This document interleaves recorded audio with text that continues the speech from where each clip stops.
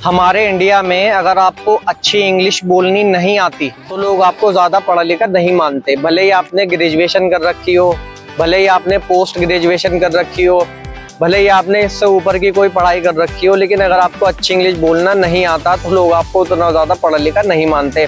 मतलब इंडिया में एक स्टेटस बन चुका है इंग्लिश स्पीकिंग बोलना। कितने सारे जॉब करने वाले ऐसे हैं बेचारे जिनका प्रमोशन सिर्फ इस वजह से रुका पड़ा है कि उन्हें अच्छी इंग्लिश बोलना नहीं आता, या कितने सारे लोग ऐसे हैं जिनकी जॉब सिर्फ इस वजह से रह जाती है कि उन्हें इंग्लिश बोलनी नहीं आती। इवन गवर्नमेंट एम्प्लॉयज़ में भी ऐसा होता है कि इंग्लिश बोलना अगर नहीं आता तो काफ़ी सारे प्रमोशन आपके रुक जाते हैं। अब इंग्लिश स्पीकिंग इतनी ज़रूरी क्यों हो गई है? अक्सर आपने लोगों को एक कहावत कहते हुए सुनी होगी कि अंग्रेज़ चले गए लेकिन इंग्लिश छोड़ गए। अब इंग्लिश छोड़ के जाने का हम इंडियंस को क्या बेनिफिट हुआ है, क्या लॉस हुआ है, इस बात की सही इन्फॉर्मेशन वही दे सकते हैं जिन्हें इंग्लिश की नॉलेज हो या इंग्लिश स्पीकिंग की नॉलेज हो।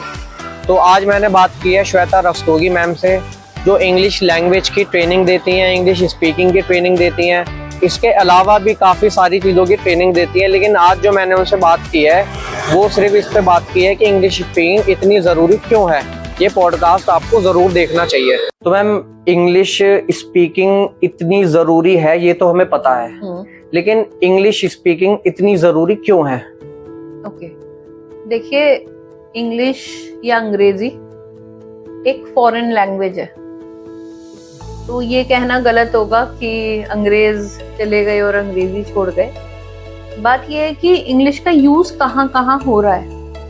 तो हमारे सिस्टम में इंग्लिश कितनी रूट्स में जा चुकी है। तो इंग्लिश स्पीकिंग इसलिए ज़रूरी है कि हम कनेक्ट कर सकें वर्ल्ड वाइड। आप आज देखिए, हमारे पास कोविड की वजह से हम ऑनलाइन एजुकेशन से जुड़ पाए।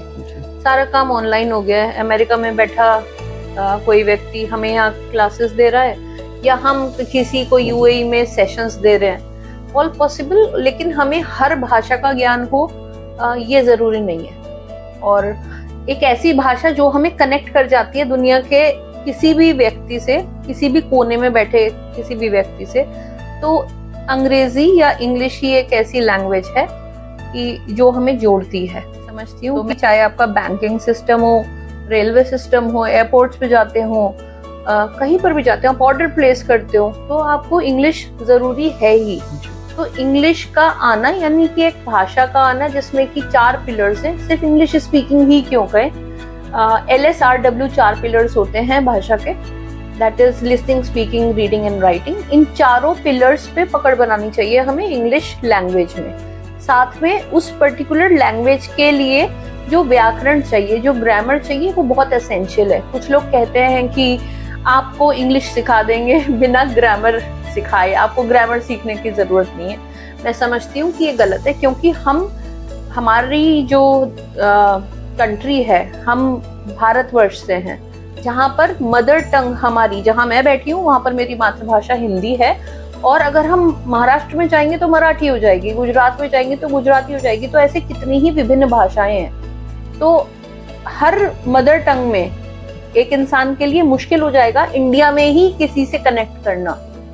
और वहां पर अगर हम कनेक्टिविटी की बात करते हैं, तो दिल की बात करेंगे तो डेफिनेटली कि हमारी मातृभाषा रहेगी। लेकिन अगर हमें कनेक्ट करना है इंडिया में, नॉर्थ में किसी को, नॉर्थ के किसी बंदे को किसी साउथ के बंदे से कनेक्ट करना है, तो उसको तमिल, तेलुगु, मलयालम नहीं आती होगी। तो इस केस में जो एक लैंग्वेज आती होगी वो इंग्लिश होगी, जिसको मैंने खुद एक्सपीरियंस किया है अपने लाइफ में कि इंग्लिश आना इसलिए बहुत ज़रूरी है कि हमारी कनेक्टिविटी आसान रहे, हमारे जो इंटरपर्सनल रिलेशंस हैं वो बहुत अच्छे रहे।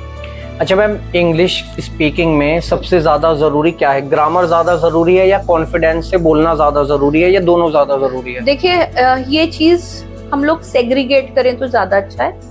भाषा में कॉन्फिडेंस की बात आती है, हेजिटेशन की बात आती है, नर्वसनेस की बात आती है। ये भाषा के पार्ट नहीं है, ये हमारे पर्सनालिटी डेवलपमेंट के या सॉफ्ट स्किल्स के पार्ट आते हैं। और हमें अगर भाषा में पकड़ है, अगर हम भाषा को अच्छी तरह जानते हैं, तो हमें उसे प्रैक्टिस करना होगा। और प्रैक्टिस करने के लिए हमें क्या करना पड़ेगा? उसे बोलना पड़ेगा, उसे लिख कर देखना पड़ेगा, या उसको सुनना पड़ेगा। तो आप अपने आप से सवाल कीजिए कि अगर आपको इंग्लिश सीखनी है तो आप कैसे सीखेंगे? या इंग्लिश में आप कहाँ कहाँ इंटरेक्शन आपको मिलेगा। आप न्यूज़ वॉच करेंगे, आप वेब सीरीज देखेंगे इंग्लिश में, राइट, आप न्यूज़पेपर पढ़ेंगे, और इसके अलावा आप रेडियो चैनल्स भी इंग्लिश के सुन सकते हैं, और इंग्लिश में कॉमिक्स आती हैं, इंग्लिश में नॉवेल्स, मैगजीन्स आप कर सकते हैं। मैम इन चीजों से फायदा होता है वैसे, डेफिनेटली न्यूज़पेपर पढ़ने से या इंग्लिश सॉन्ग सुनने से? हमारे यहाँ, क्योंकि मैं एक इंस्टीट्यूट भी रन करती हूँ जहाँ पर कि हम इंग्लिश स्पीकिंग सिखाते हैं, इंग्लिश लैंग्वेज ट्रेनिंग देते हैं। इनफैक्ट सिर्फ स्पीकिंग पर हम गौर नहीं करते हैं। तो इंग्लिश लैंग्वेज ट्रेनिंग देने के दौरान ग्रामर पे और वॉइस एंड एक्सेंट पे हम काम करते हैं, वोकैबुलरी पे काम करते हैं, और साथ में लिसनिंग, स्पीकिंग, रीडिंग, राइटिंग पे काम करते हैं। तो वहाँ न्यूज़पेपर एक एसेंशियल पार्ट हो जाता है, क्योंकि न्यूज़पेपर सिर्फ पढ़ने के लिए नहीं होता।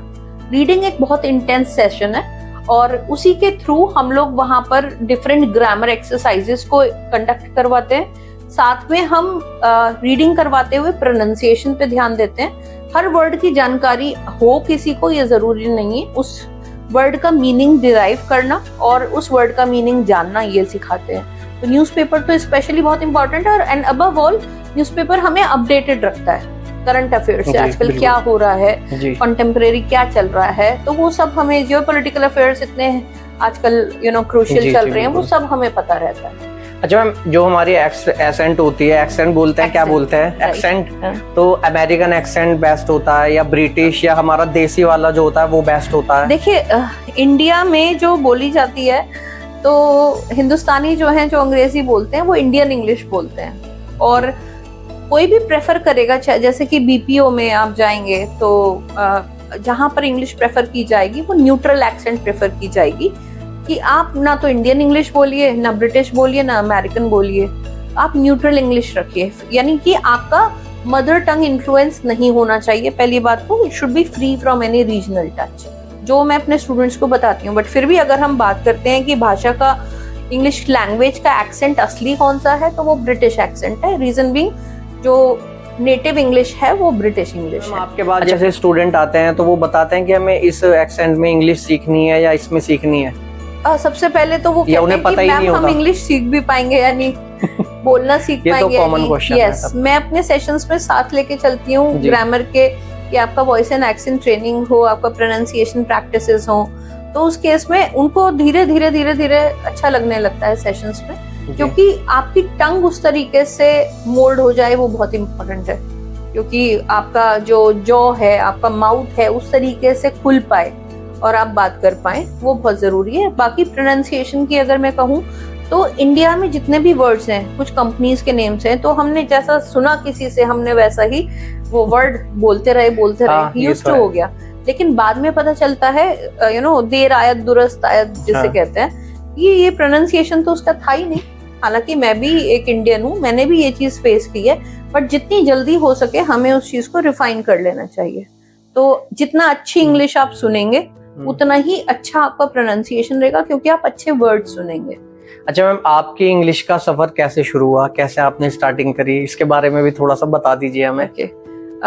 ये सफर तो बचपन से ही शुरू हुआ था, और मैं समझती हूँ हर किसी का सफर बचपन से शुरू होता है। जब वो छोटे से अनार पढ़ता है तो ए फॉर एप्पल भी पढ़ता है, बट उसके आगे चलते हैं अगर, तो जहाँ मेरे फादर एक बहुत रिनाउंड लॉयर रहे हैं, और उनके जो जर्नल्स थे वो इंग्लिश में, मतलब जो केसेस थे वो जर्नल्स में छपते थे इंग्लिश में, और बाद में वो हाई कोर्ट और सुप्रीम कोर्ट मूव कर गए, तो बहुत इंग्लिश का सबसे ज्यादा यूज ही वहाँ होता है। आप लोअर कोर्ट्स में जाएंगे आपको हिंदी मिलेगी, लेकिन जैसे ही आप हाई कोर्ट्स में जाएंगे, आप सुप्रीम कोर्ट्स में जाएंगे, तो वहाँ सब कुछ इंग्लिश में होता है। मैंने इसलिए बोला कि इंग्लिश एक ऐसी लैंग्वेज है जो आपको कनेक्ट करती है। तो जब मैं छोटी थी तो मुझे जो टीचिंग्स मिलती थी उसमें इंग्लिश ट्रांसलेशन मैंने सीखा जी, और मैंने बहुत जल्दी वो सीखा, क्योंकि कहीं ना कहीं अंदर से मुझे क्यूरियोसिटी बहुत है, और वो चीज मैंने लैंग्वेज में देखी अपने लिए। तो जब इंग्लिश में जो ट्रांसलेशन एक्सरसाइजेस होती थी, उनसे मेरे ग्रामर के रूल्स क्लियर होते थे, लेकिन वो ट्रांसलेशन मुझे इंग्लिश बोलने के लिए, स्पीकिंग के लिए मोटिवेट नहीं कर पाई। उसके लिए मुझे एनवायरनमेंट मिला अपने स्कूल में जाकर, जहाँ पर कि मैं कभी भी लंबे लंबे आंसर्स को क्रैम नहीं कर सकती, रट नहीं सकती। तो कॉन्सेप्ट समझना जरूरी होता है, और इंग्लिश ग्रामर अच्छी हो ही चुकी थी तब तक बचपन में ही। तो उसकी वजह से जब टीचर ने क्वेश्चंस के आंसर्स पूछने और लिखवाने शुरू करे, तो मैंने वो चीज़ अपनी लैंग्वेज में बताई अपने टीचर को।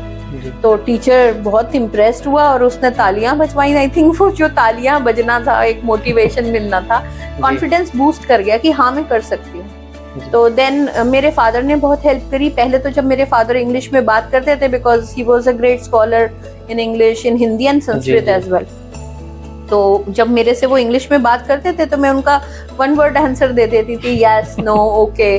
बट लेटर ऑन जैसे मुझ में कॉन्फिडेंस आया, मैंने अपने पापा को इंग्लिश में ही रेसिप्रोकेट करना शुरू किया and somehow the journey started. और जब मैं अपने ग्रेजुएशन में थी, इलाहाबाद यूनिवर्सिटी से ग्रेजुएशन कर रही थी और पापा भी हाई कोर्ट में ही थे, तो पापा ने मुझे बिजी रखने के लिए एक टास्क दे दिया कि मैं उनकी जर्नल्स को टाइप करूं। अच्छा। और क्योंकि घर में सब ऑफिस में सब मुंशीज वगैरह रहते ही थे और सारे टाइपिस्ट रहते थे, पापा ने कहा ये काम तुम भी कर दो। And he actually allured me with कि मैं आपको पर पेज इतने पैसे दूंगा। अच्छा, डैडी ने आपके बोला ये? हाँ, मेरे पापा ने मुझे बिजी रखने के लिए, because I used to learn different courses there, being with my friends, so he wanted कि मैं उनके साथ ज्यादा समय बिताऊं, उनके सामने रहूं, because I was the only child.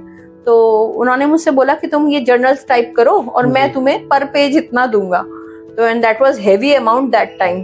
तो मुझे पहले तो बहुत इरिटेशन होती थी क्योंकि टाइपिंग स्पीड नहीं थी और वर्ड लिखती थी तो वो वर्ड का COLOUR लिखती थी, वो COLOR ले लेता था।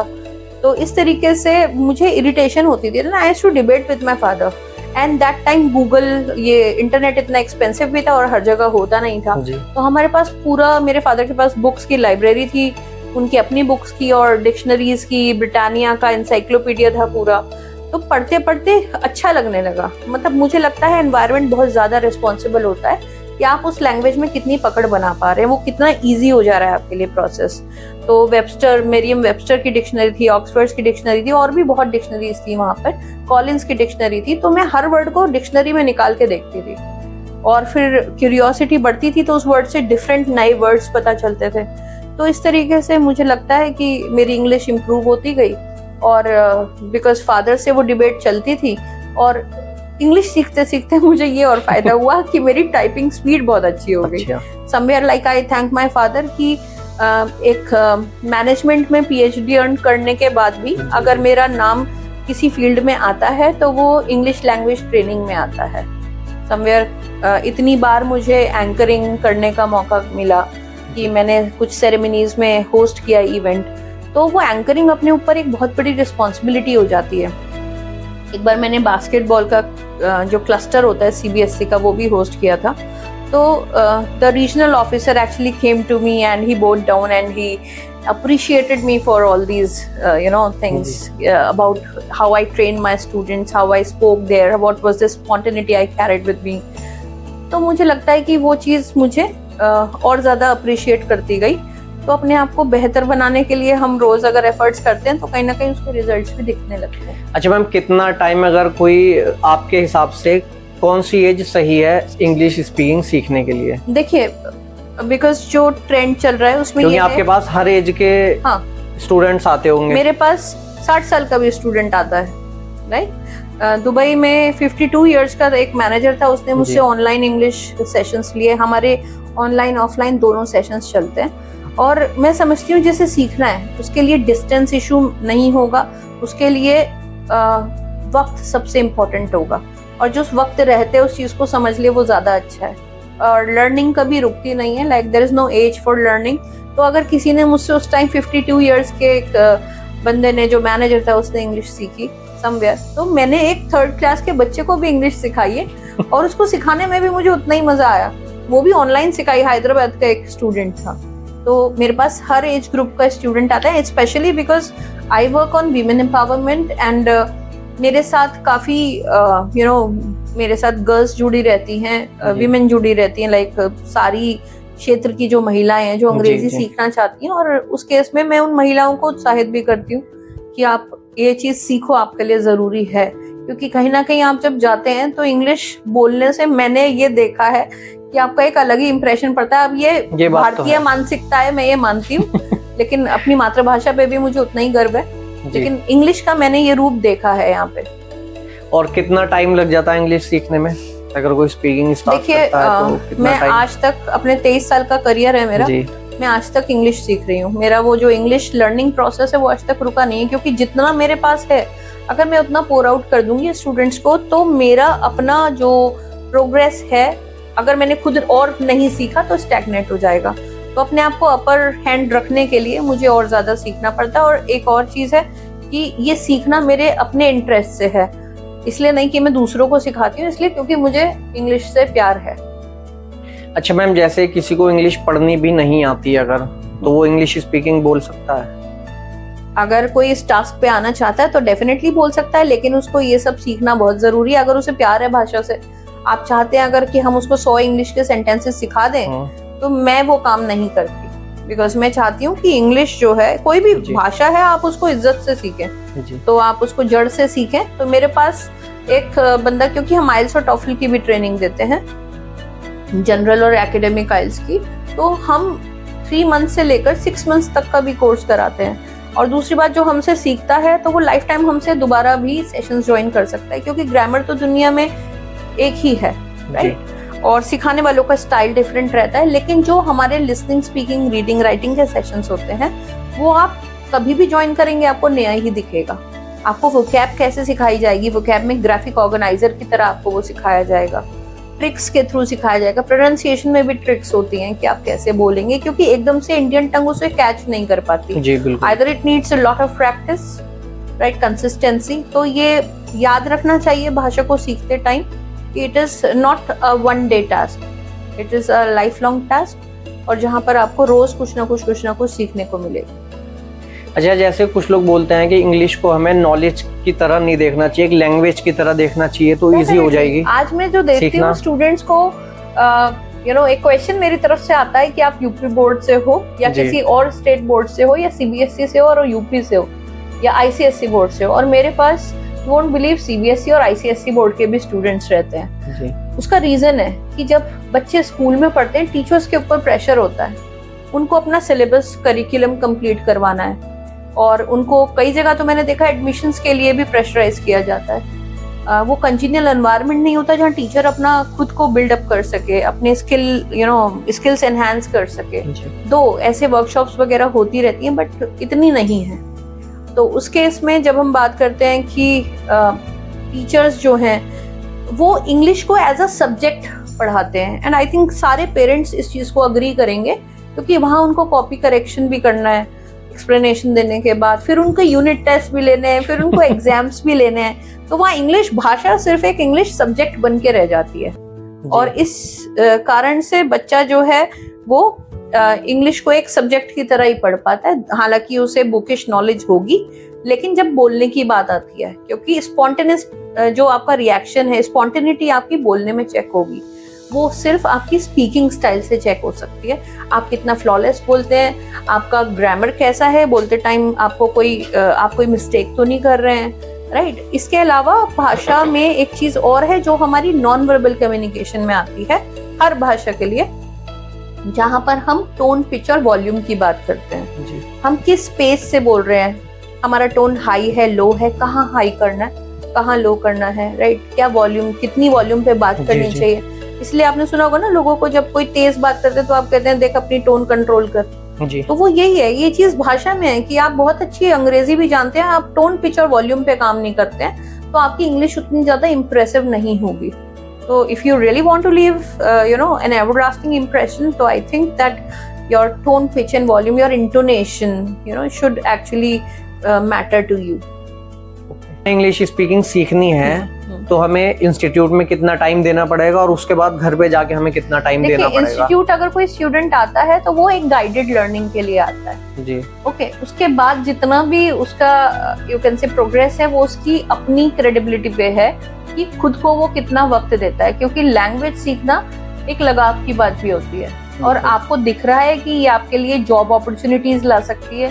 It's kind of a gateway for you कि आप जॉब पा सकें, इंटरव्यूज क्रैक कर सकें। मेरे पास अभी एक कपल आया था और उसमें टीचर्स, मतलब दोनों टीचर्स हैं, मेल टीचर जो है, जो हस्बैंड थे, उनको इसलिए रिजेक्ट कर दिया गया, दो वो अपने सब्जेक्ट में बहुत अच्छी कमांड रखते हैं, कि तुमको इंग्लिश नहीं आती। मैंने उनसे बोला कि देखिए आप टीचर हैं, आपका स्पीड अच्छा होगा, मैं आपको ट्रेन जी, कर जी। दूंगी। बट देन वो टीचर इंटरेस्टेड बहुत है, लेकिन उन पे वक्त की कमी है, वो सीख नहीं पा रहे। और मैं समझती हूँ जिसको सीखना है वो किसी भी तरीके से सीख लेगा, चाहे वो यूट्यूब से सीखे, चाहे हमारे पास आके सीखे, चाहे कहीं और से सीखे, सेल्फ लर्निंग करे। तो भाषा से लगाव होना चाहिए। जब मैं कैंट एरिया में रहता हूँ तो मैं भी काफ़ी सारे ऐसे ऑफिसर्स को जानता हूँ जो जिनका प्रमोशन सिर्फ इंग्लिश ना आने की वजह से रुका पड़ा है। तो मेरे पास अगर कोई लेडी भी आ रही है एज ए स्टूडेंट जी। और जॉब करना चाहती है, तो उसके साथ दिक्कत यही आती है कि मैम मुझे इतना ट्रेन कर दीजिए कि मेरा इंटरव्यू क्रैक हो जाए। दो इंटरव्यू से रिलेटेड हम अलग इंटरव्यू प्रिपरेशन स्किल्स उनको देते हैं, लेकिन इंग्लिश उनको पता है कि उनके लिए मेक या ब्रेक वाली चीज है। तो इंग्लिश आपको वही अपॉर्चुनिटी देती है कि आप उसको किस तरीके से इनकैश करते हैं। Like definitely if you know English very well, you can speak it confidently without any hesitation. The person will actually show that the person will actually see that kind of confidence in you, and that would actually boost up the chances of your selection during the interview process. तो ma'am आप अपने institute का address बता दो, अगर कोई आना चाहे मेरठ में, और अगर ऑनलाइन आपसे कोई कांटेक्ट करना चाहे तो डिस्क्रिप्शन में मैं आपका कांटेक्ट नंबर दे दूंगा। ऑनलाइन कांटेक्ट करने के लिए like we are available on Google. आप गूगल पे हमारा पेज है, उसको जाकर सर्च कर सकते हैं। एंड अगर आप मेरा नाम डालेंगे तो कहीं ना कहीं मेरठ में आपको वो दिख जाएगा, डॉक्टर श्वेता रस्तोगी के नाम से। मेहनत की है तो वो शायद अब नजर आने लगी है कि लोग जानने लगे हैं। और समवेयर कहीं ना कहीं ट्रस्ट का भी मैटर होता है, कि उनको लगता है कि that she can help us. तो आप ऑनलाइन हमसे सेशंस ले सकते हैं, इंडिविजुअल या ग्रुप सेशंस ले सकते हैं। आप मुझसे पर्सनली यहाँ मेरे इंस्टीट्यूट में आकर सेशंस ले सकते हैं, जो कि वेस्टर्न कचेरी रोड पे है, आरजी डिग्री कॉलेज के बराबर में। और we have one more centre at Pallavapuram. हालांकि मैं वहाँ ज्यादा टाइम नहीं दे पाती हूँ, बट बैच बनता है तो मैं उसके लिए टाइम निकाल लेती हूँ। और ऑनलाइन सेशंस हम पल्लवपुरम ब्रांच से भी लेते हैं। मैम से हमने इंग्लिश पे तो बात कर ली है, लेकिन मैम जो है बिल्कुल मल्टीपल स्किल रखती हैं, और ये इतनी लंबी लिस्ट है, अगर मैं आपको पढ़ के सुनाऊंगा तो 10-5 मिनट की वीडियो और बन जाएगी। मैम ने इतनी सारी पर्सनैलिटी डेवलपमेंट और leadership skill, motivation, decision making, मतलब बहुत सारी चीजें हैं जो आने वाले टाइम में हम मैम से उस पर भी बात करेंगे। मैं बोलना चाहूंगी कि कंपनीज इस चीज पर heavily you can say spend कर रही हैं अपने एम्प्लॉयज को ट्रेनिंग देने के लिए। तो मैं जब जाती हूँ कंपनीज में ट्रेनिंग देने के लिए, या स्कूल्स में टीचर्स को ट्रेनिंग देने के लिए, इफेक्टिव कम्युनिकेशन एक ऐसा टॉपिक होता है जो हर कोई चाहता है। चाहे वो लीडरशिप स्किल्स, नेगोशिएशन स्किल्स के अलावा जो टॉपिक है, तो उसमें एक जो मेन टॉपिक होता है वो हमारा इफेक्टिव कम्युनिकेशन स्किल्स होता है। तो कॉर्पोरेट ट्रेनिंग्स देनी हो, या स्कूल्स में गेस्ट सेशंस देने हो, या यहाँ बैठकर लोगों को ट्रेनिंग देनी हो, तो मुझे लगता है कि इंग्लिश लैंग्वेज एक ऐसी चीज है जिस पर हर कोई कमांड करना चाहता है। चैनल के भी थोड़ा सा प्रमोशन कर दो, सोहेल इंडियन नाम से है। ओके, तो आई वुड रिक्वेस्ट कि जो ये पॉडकास्ट हमारी देख रहे हैं, तो सोहेल काफी मेहनत करते हैं, he is a budding podcaster. तो उनके पॉडकास्ट सीरीज को, उनके चैनल को जाकर सर्व करें और देखें, और काफी जानकारियां आपको मिलेंगी। और आई थिंक मेरठ के लिए it is really an opportunity कि सोहेल मेरठ में लोगों को जोड़ रहे हैं, इस तरीके से कनेक्ट कर रहे हैं, और यूट्यूब पर उसको प्रेजेंट कर रहे हैं। तो मैं चाहती हूँ कि सोहेल ग्रो करें इस फील्ड में। Thank you ma'am. राइट। और मैम आपका बहुत बहुत शुक्रिया, बहुत बहुत थैंक्स, आपने हमें इतना टाइम दिया, अपने कीमती टाइम में से आपने टाइम निकाला, वक्त में से वक्त निकाला। तो मैम बहुत बहुत शुक्रिया आपका, और आगे भी हम आपसे बहुत सारे अलग अलग टॉपिक्स पे बात करेंगे। डेफिनेटली। ठीक है ma'am, thank you. Thank you.